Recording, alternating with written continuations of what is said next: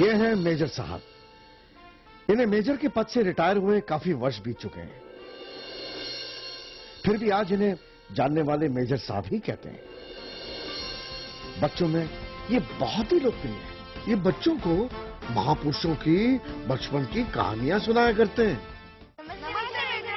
नमस्ते नमस्ते।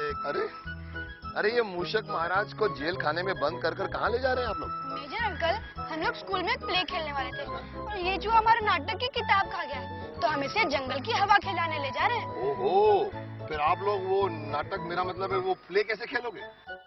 इसी बात की तो चिंता है अंकल। इस बदमाश का पेट हमारी मिठाई साबुन खा के नहीं भरा क्या, जो हमारी नाटक की किताब ही खा गया। क्या तुम उस व्यक्ति के बारे में जानते हो जो चूहे की एक छोटी सी घटना के कारण वर्ल्ड में फेमस है? वे महापुरुष कौन थे अंकल? उनके बचपन के बारे में बताइए ना। बताता हूँ, चलो वहां चल के बताता हूँ। Follow me. वे महापुरुष एक बहुत बड़े सन्यासी थे। दुनिया उन्हें महर्षि दयानंद सरस्वती के नाम से जानती है। ये देखो, ये है उनकी फोटो। अरे वाह, कितना बढ़िया फोटो है। अंकल, सुना है इन्होंने समाज के लिए बहुत कुछ किया है। इनकी बचपन की घटना पर प्ले खेलने में सचमुच बड़ा मजा आएगा। लेकिन मैंने इनके बारे में कुछ भी नहीं सुना है अंकल। प्लीज बताइए ना, इन्होंने समाज के लिए क्या क्या किया है? महर्षि दयानंद सरस्वती जी ऐसे महापुरुष थे जिन्होंने जात पात, ऊंच नीच का भेद मिटाने की पूरी कोशिश की थी, जिन्होंने समाज में स्त्री जाति को समान अधिकार दिलाने के लिए बहुत कुछ किया था, जिन्होंने भोली भाली जनता के मन से अंधविश्वास को हटाने के लिए बहुत कुछ किया था, जिन्होंने बाल विवाह जैसी कुप्रथा को मिटाने का प्रयास किया। बाल विवाह मतलब अंकल, मैं कुछ समझा नहीं। बाल विवाह का मतलब ये कुणाल कि अगर उन्होंने ये कुप्रथा नहीं हटाई होती तो अब तक तुम्हारी शादी हो गई होती, इनकी श्रीमती भी होती, यहां बैठी होती। और तो और ये भी कहा जाता है कि हमारे देश से अंग्रेजों को भगाने में महर्षि दयानंद सरस्वती जी का भी बहुत ही महत्वपूर्ण योगदान रहा है। कमाल है, एक स्वामी होकर उन्होंने अंग्रेजों को भगाने की लड़ाई लड़ी। लड़ाई सिर्फ तलवार या बंदूक से ही नहीं लड़ी जाती कार्तिक, लड़ाई कलम यानी विचारों से भी लड़ी जाती है। 1857 की आजादी की लड़ाई के बारे में भी आप लोगों ने कुछ न कुछ तो सुना ही होगा। हाँ अंकल, सुना है। अंग्रेजों के खिलाफ वो पहली लड़ाई थी। बिल्कुल सही कहा तुमने नेहा, स्वतंत्रता के लिए वो पहली लड़ाई थी।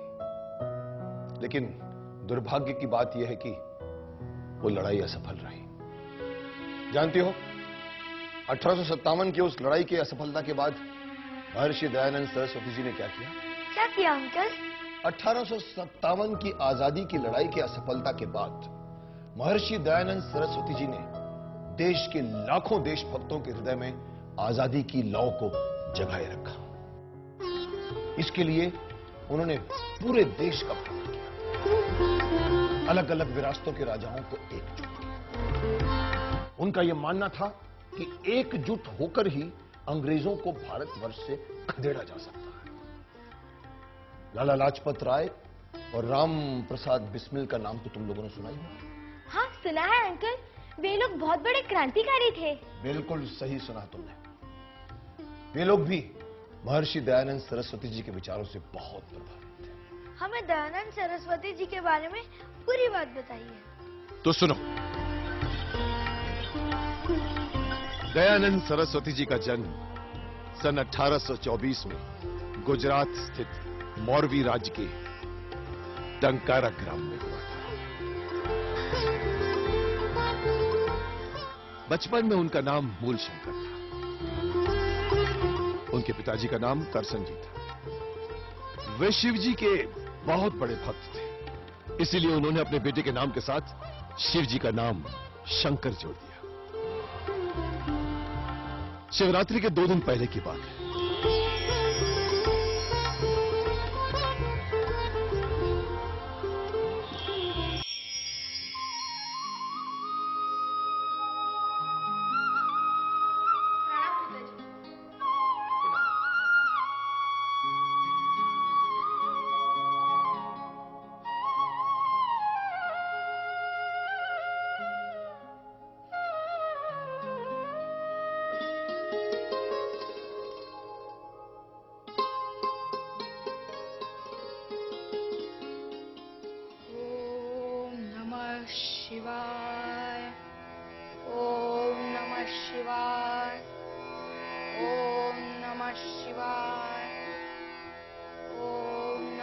शिवाय।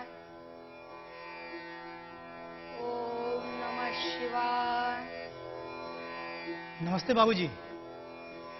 नमस्ते नमस्ते, बैठो भूरेलाल। क्या बात है, इस बार तुमने हमारे खेत का पूरा अनाज नहीं दिया? कुछ समस्या आ गई बाबूजी। परसों शिवरात्रि है। ओम नमः शिवाय। ओम नमः शिवाय। ओम नमः शिवाय। शिवरात्रि के बाद पहुंचा दूंगा।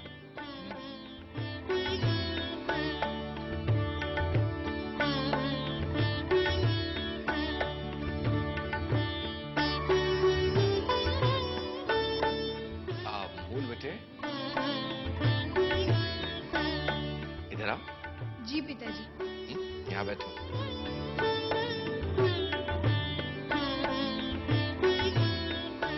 मूल बेटे, इस बार तुम्हें भी शिवरात्रि का व्रत और रात्रि जागरण करना है। मुझे मुझे क्यों पिताजी?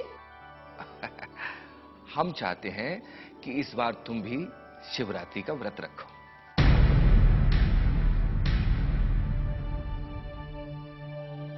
क्या सोचने लगे? क्षमा करें पिताजी, मैं शिवरात्रि का व्रत करूं, पर किस लिए? क्यों पिताजी? भूल बेटे, ये अकारण प्रश्न क्यों कर रहे हो? तुम्हें शिवरात्रि का व्रत रखना है बस। लेकिन क्यों पिताजी? क्योंकि ये हमारी आज्ञा है। आपकी आज्ञा मानकर मैं कुछ भी करने को तैयार हूँ पिताजी। लेकिन व्रत और रात्रि जागरण। क्या तुम एक दिन का उपवास नहीं रख सकते? उपवास तो मैं रख लूंगा पिताजी, लेकिन लेकिन क्या? पिताजी, आपकी आज्ञा से मैं व्रत तो रख लूंगा, लेकिन कारण जाने बिना व्रत का क्या लाभ? और आप ही कहते हैं दबाव में आकर किया गया कार्य कभी सफल नहीं होता, तो क्या यह व्रत सफल होगा? ये ठीक कह रहा है। मेरे दबाव में आकर ये व्रत तो कर लेगा, लेकिन उसका ऐसे उचित फल नहीं मिलेगा। मुझे इसके भीतर व्रत रखने की इच्छा जगानी होगी। मूल बेटे, जो कोई भी शिवरात्रि का व्रत रखता है, शिवजी प्रसन्न होकर उसे मनचाहा फल देते हैं। और फिर तुम तो शिवजी के दर्शन भी करना चाहते थे ना? शिवजी के दर्शन?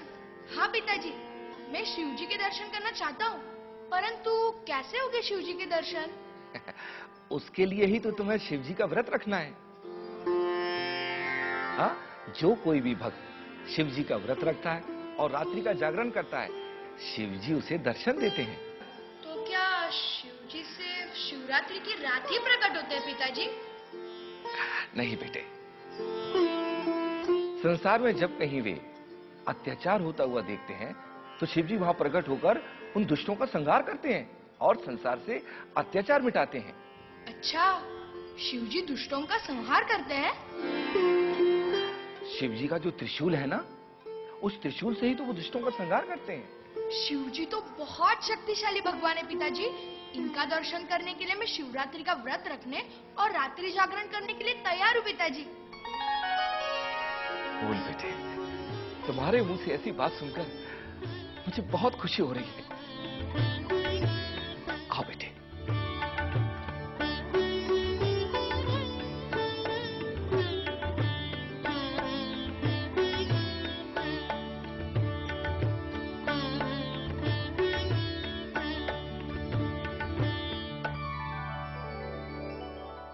તમારો છોકરો તો બડો તેજદાર है बाबूजी। सब शिव जी की कृपा है।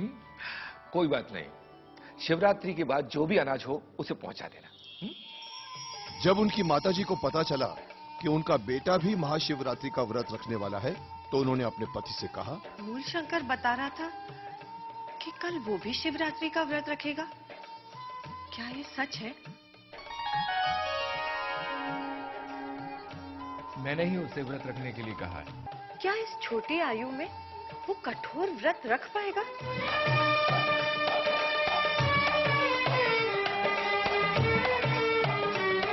आप चिंता न करें माँ, शिवजी के दर्शन के लिए मैं प्रसन्नता से व्रत पूर्ण करूंगा। और रात्रि जागरण भी। अभी तो तू उत्साह में ये सब कह रहा है बेटा, लेकिन मुझे सब पता है। जब पूजन का समय होगा तब तू खाना मांगने लगेगा। ऐसा नहीं होगा माँ, मैं कल पूरा दिन उपवास रखूंगा। और अब देख लीजिएगा, भोजन करना तो दूर की बात है, मैं आपसे जल तक नहीं मांगूंगा। नहीं नहीं, आप इसे आज्ञा बिल्कुल मत दीजिए। ये सब बड़ा होने पर करे। माँ, आप अकारण घबरा रही है, हिम्मत रखिए। आपका बेटा शिव जी के दर्शन के लिए कितना भी कष्ट सह सकता है। बस आप मुझे आशीर्वाद दीजिए, जिससे कि कल मैं सफलतापूर्वक व्रत रख सकूं।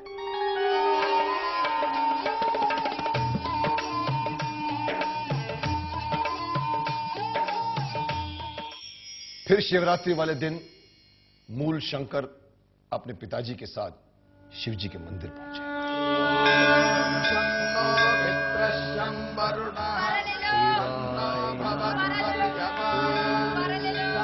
इंद्रो बृहस्पति शन्नो विष्णुरुक्रमः नमो ब्रह्मणे नमस्ते वायो त्वमेव प्रत्यक्षं ब्रह्मासि त्वमेव प्रत्यक्षं ब्रह्म वदिष्यामि ऋतं वदिष्यामि सत्यं वदिष्यामि तन्मामवतु तद्वक्तारमवतु अवतु माम् अवतु वक्तारम्। ओम जय भोलेनाथ पंडित जी। शांति। आइए आइए करशन जी।